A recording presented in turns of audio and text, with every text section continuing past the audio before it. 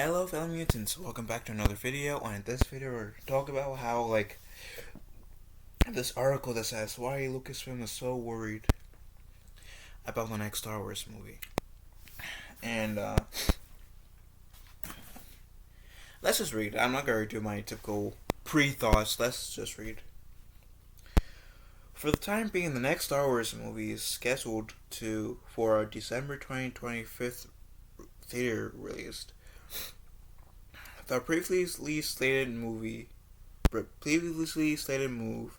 Rogue Squadron, won't be meeting in 2023 window and has instead been shelved. Given the current trend of Lucasfilm, the odds of a movie being ready in 3 years' time almost seems like an impossibility.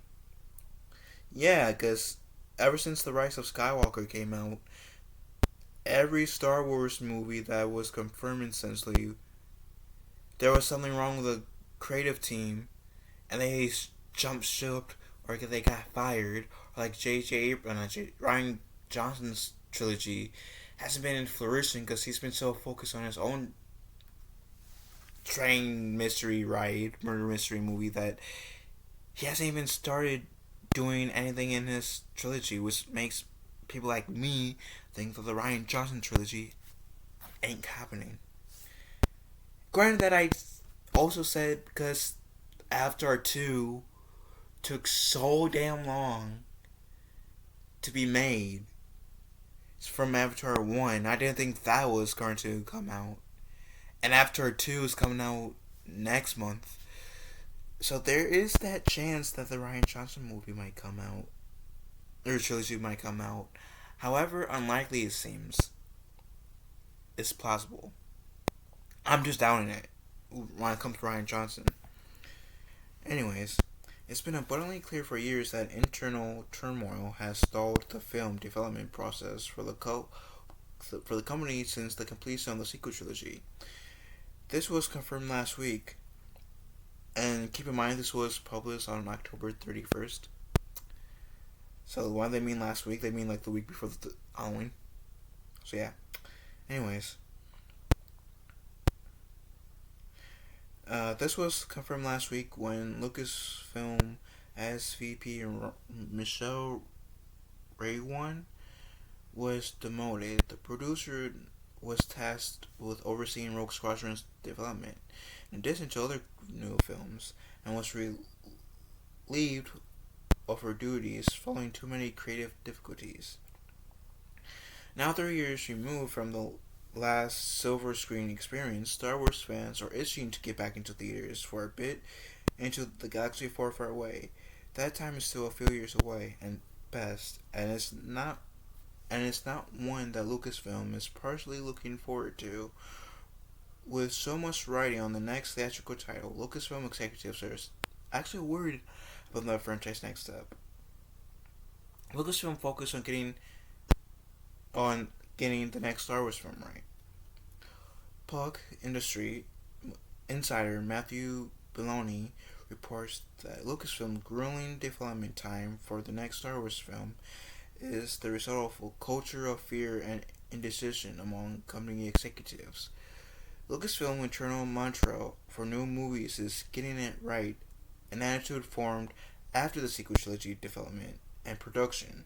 The company internally acknowledges that the sequels were rushed to meet aggressive release dates. Yeah, it kind of felt rushed, especially with the Rise of Skywalker. Guess that movie felt like a hot mess. That it was trying to be one movie, and then out of nowhere trying to be another movie, and out of nowhere trying to be another movie. And so, oh yeah, we were trying to do this before, so we referred back to the original take. It's a hot mess. It's a hot mess. Anyways, the resulting trilogy was something Lucasfilm President Kathleen Kennedy elected to play safe, choosing fan service and franchise management over creative swings. Many of creative choices baffle Star Wars fans, and Kennedy herself has come to dislike her decisions. And I guess this is from her words. From Genesee, most of original writers Michael Arnett's ideas and essentially remaking A New Hope with The Force Awakens to freaking out and bring back director J.J. Abrams and the villainous Emperor for Rise of Skywalker after some fans complained about Johnson's mythology busting choices in Last Jedi, choices that Kennedy had enthusiastically supported right up until she didn't. So I was wrong about that being in quote from Kennedy.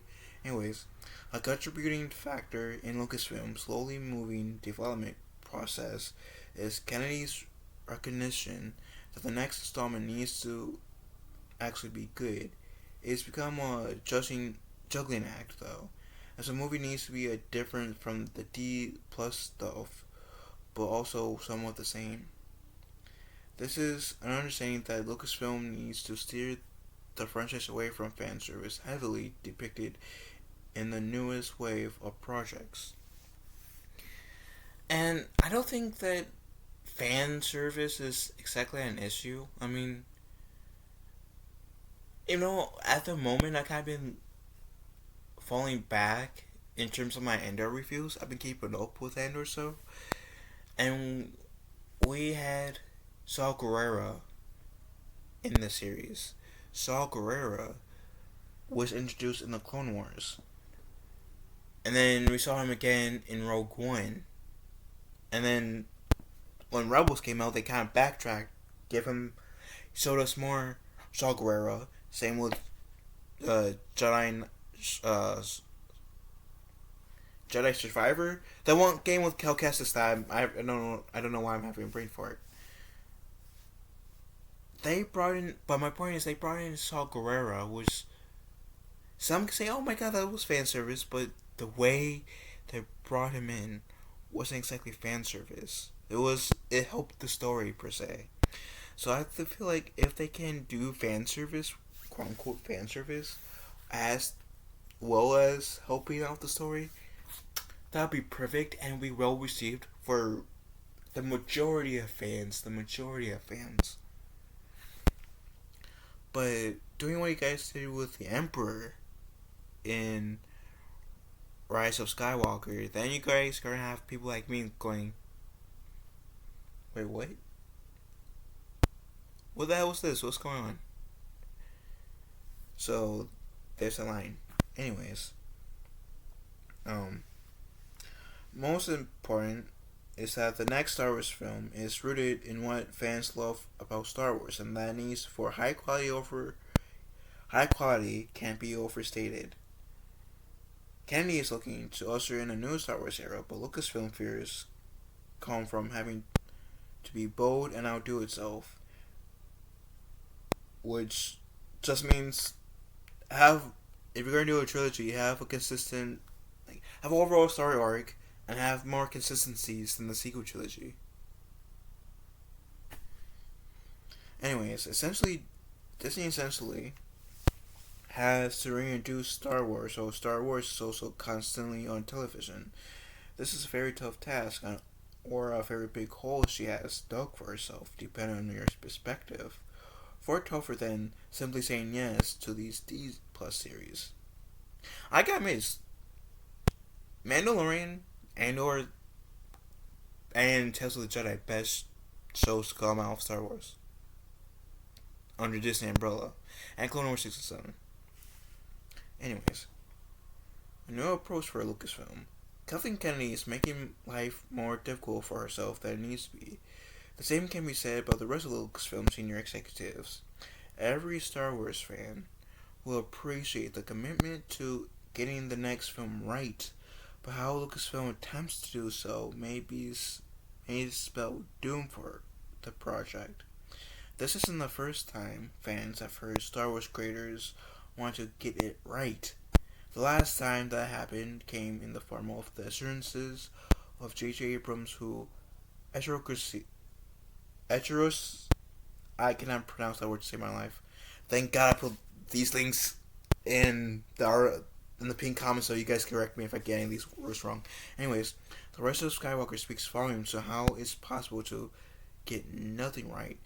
It's true, the film was a rush job, the entire trilogy was, and was doomed from the start. I have to say, I'm going to play devil's advocate for a little bit.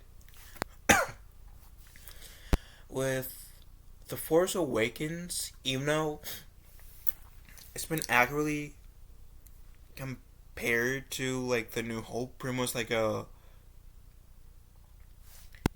rebooted version of A New Hope, accurately. I think that movie set up many good potential story arcs that we never got. And if Johnson didn't wasn't so focused on, hey, I'm gonna try and split the fandom, then The Last Jedi probably would have been probably not the best Star Wars movie, but way better than what the first one of The Last Jedi that we got. Granted, there were a few elements in The Last Jedi that I did enjoy, like at first, before they showed the flashbacks, the whole mystery why Luke was on Noctu. I did like that. I hated the reasoning. Like, oh, I secluded myself on this island because I nearly killed my nephew.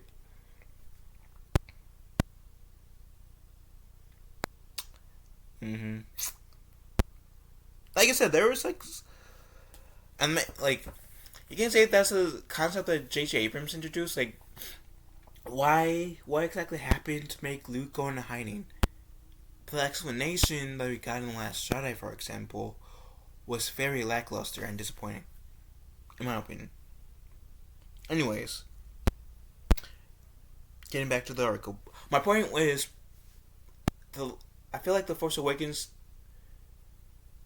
was a pretty solid start. Could have been better, sure, but was a pretty solid start to a trilogy that could have potentially been the best trilogy of the three trilogies we got. But epically failed, like we saw. Anyways, and if you guys disagree with me and think the sequel trilogy is the greatest trilogy of Star Wars ever, I'm happy for you guys. For me, the sequel trilogy was the worst. I'm sorry.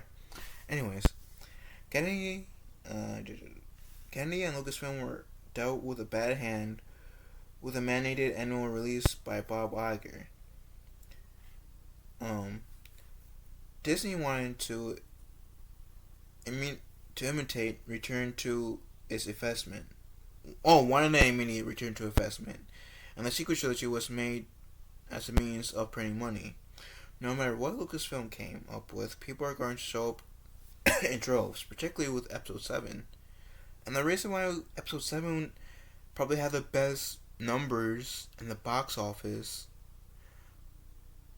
I don't know if Rogue One had bigger, but in terms of the sequel trilogy, the reason why The Force Awakens had the best box was partially because we hadn't had a Star Wars film since 2008 with the Clone Wars, but we hadn't had a live action Star Wars film since 2005 Revenge of the Sith. So it was our first Star Wars movie in 10 years. And not only was it our first Star Wars movie in 10 years, it was set after the events of the sequel trilogy, and was bring back Carrie Fisher, Anthony Daniels, Peter Mayhew, I believe R2D, the actor who played R2D2, was still alive, and Mark Hamill. All were coming back to play their respective roles. And that's like another thing, because everybody thought, President Bar included, we were going to see at least one last hurrah with Han, Luke, and Leia being on the big screen together. And that was disappointing. But you guys get what I mean. Anyways. And as the story got worse, the box office result got worse.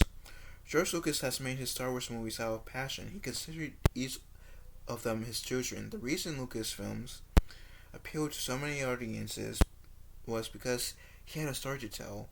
So as long as Lucasfilm and Disney are trying to pump out product rather than introduce really stories, they'll never capture the same magic the maker did.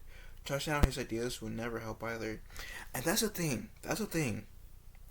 Too. George Lucas gave them story treatments for the sequel trilogy. So they had all the. They had a. I would have guessed a pretty decent start to a new era. And they could have potentially like spat it out like to every 2 years for the sequel trilogy. Like they did. And you've seen George Lucas drafts for the sequel trilogy. Sure, do some minor tweaks to it if you feel like it's not like up, like it wouldn't fit the times per se. Sure, do some minor tweaks, keyword minor, but you pretty much had it made for you guys, and you guys try to say fuck you, we're gonna crap on that, we're gonna do something that we think is better, and it turns out it didn't. It didn't make you guys better. It didn't make you guys more money. It made you guys worse money. Anyways, the Disney Plus side is doing better on the front. The Mandalorian is a worldwide sensation, encapsulating the fun influences and themes from Lucasfilms. And I've heard rumors that Mandalorian Season 3 is going to come out Wednesday, February 22nd. February 22nd being my birthday. So, if this comes through, because I do enjoy Mandalorian, I'll nerd out. I would. Just like when I nerded out on the, like, one of the Arrow episodes, Arrow being based on the Green Arrow superhero, came out on my birthday because I was a huge fan of Arrow. I'm a pretty good fan of Mandalorian. So, like I said, having Mandalorian come out on my birthday, which would be my 27th birthday, oh my god, that would be. I love that immediately. Because, like I said, Mandalorian is like one of the better parts of Disney Star Wars, so there's that. Anywho, it's got a cheap budget and it absolutely works. Because the people who works on Mandalorian has the same love and passion George Lucas had as he wrote the prequels, original trilogy. Andor is a sensational addition to the franchise. One will likely see more viewership once word of mouth gets more people in front of TVs over the coming months. And I do believe that Andor deserves more love than it gets. It's a really good series. And if you guys been wanting a Star Wars movie or series that doesn't really have any Jedi Sith lightsabers in it, Andor is a good show for you guys. Slow burn, good, but slow burn is worth it. Really good story. Highly recommend Andor. Anyways, but the movies are still missing that magic touch. The sequel trilogy was terribly written. Andor has outclassed those films to an embarrassing degree. I have to admit to that. Fan service was certainly an issue, and it's a plus that Kennedy recognizes that, even if the Emperor will always somehow have returned to canon. A new film shouldn't be antagonistic and deconstructive, but rather builds on the vast universe that already exists. I agree. There's no need to reinvent the wheel. Fresh and new don't mean tarnishing the legacy of our beloved beloved heroes for the sake of surprise. Surely there are super fans currently working in the industry, creators who don't need to pull every toy out of the box, but can use them sparingly when appropriate. Writers and directors with Star Wars visions, the world needs to see. Star Wars Visions, I forgot about Star Wars Visions. Star Wars Visions is another great show I highly recommend. They were a masterpiece. I think they're like 6 to 8 episodes, maybe 9, but each episode was really good. Like, the one with the band is like, it's my least favorite out of all the arcs that we got for the Visions, but that still I think is a pretty good story and I love it. Anyways, highly recommend seeing Visions. Lucasfilm is right to be worried. Star Wars fans are loyal, but they won't tolerate mediocrity and cancellations forever. Film's development remains a disaster, though. Recent changes to the hierarchy could mark the beginning of a true change. Kennedy can dig herself out of her hole if she's willing to put faith in young creative minds driven to follow that what George Lucas has done. But the time for indecision has passed. Lucasfilm needs to make a commitment. Do or do not, there is no try. And I have to agree with that. And if they're so afraid, like this article says, they have a right to be afraid, to a certain extent, with how they decided to have the portrayal for the Secret Trilogy was. The Secret Trilogy was a hot mess, and it could have been better. But they can't just live in that fear forever. And if they're continuing to live in that fear forever, then Star Wars is doomed. Lucasfilm needs new management then if they're going to let their fears control them, dictate them. I love Star Wars. I've been in love with Star Wars since I was 11. And I'm 26 now. I've been in love with Star Wars for a little bit over a decade. Nearly 2 decades. And I'm sad that in terms of the movie side, under Disney, the one film, we only got like one film that is pretty good. It's really good, which is Rogue One. Solo, you can say, is a good film too.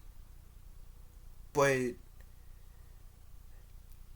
because I made the argument in the past, was I will make in this video as well for any of you guys who hadn't seen it, heard my thoughts about Solo before.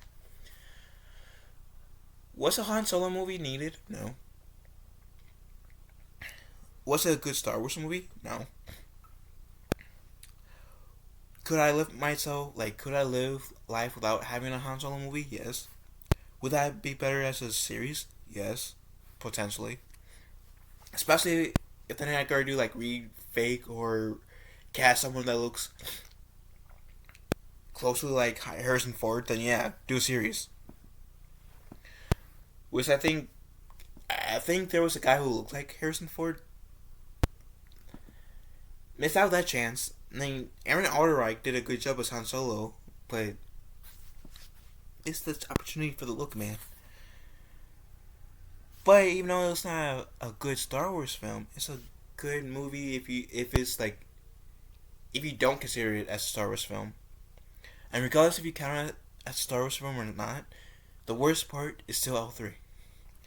That droid was a pain in the ass, and I was so happy. I've never been so happy for like a good guy to die, like in this movie. I've never been happy to see a good guy die in a movie, or was supposed to be the good guy.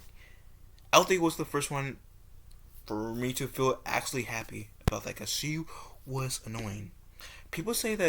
Some people say C-3PO is the most annoying character in Star Wars. Others says it's Jar Jar Binks. For me, the most annoying character in Star Wars is L3. I'm sorry, it is. She was annoying. But, yeah, my long story short is, I agree with the ending of this article, which I will recap for you guys. The time for indecision has passed. Lucasfilm needs to make a commitment. Do or do not, there's no try. And don't get me wrong, though, I'm happy they're giving us shows.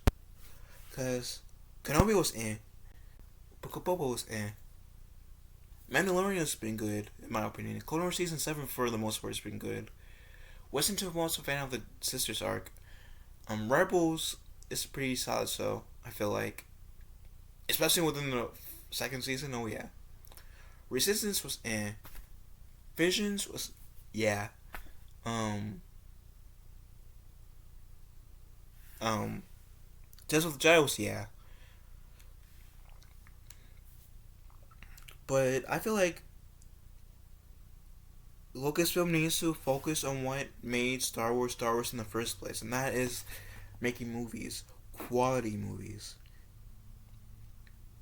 Don't pretend like George Lucas is dead. Like, oh, when we were making these films, we wondered what George Lucas would have done, even though he gave us story treatments, and he's literally alive, and we can call him up, say, "Hey, George, mind if we get your advice on this and that?" George Lucas is still alive. That guy's like in his 80s. Don't know when that guy's time is gonna come out. He's pretty up there.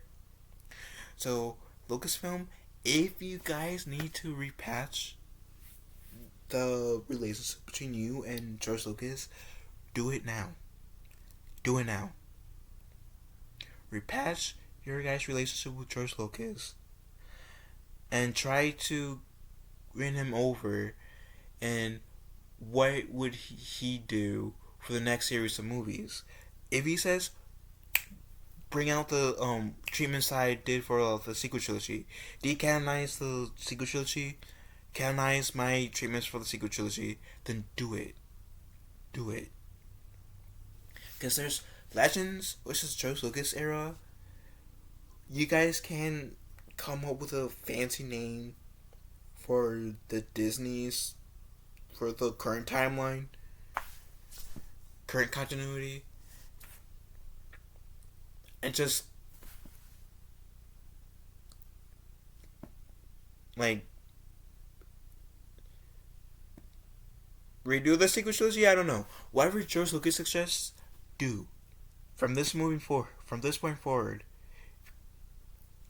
do what George Lucas suggests.